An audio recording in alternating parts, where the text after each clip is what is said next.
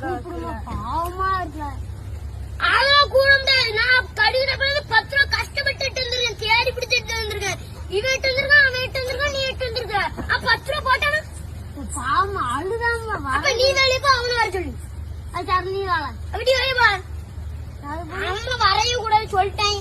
அள்ளி வாழ பாத்து அடிச்சு விடாம இன்னும் வெளியே போ. அவனுக்கு தான் அவன் வரட்டா போகும். நீ வெளியே போ, நீ வாழ. நாளைக்கு போனோம்.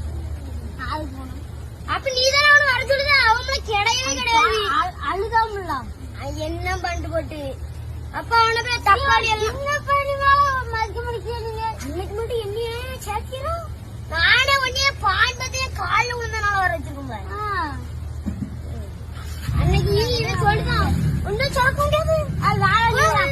அது தரேன். Download ShareChat.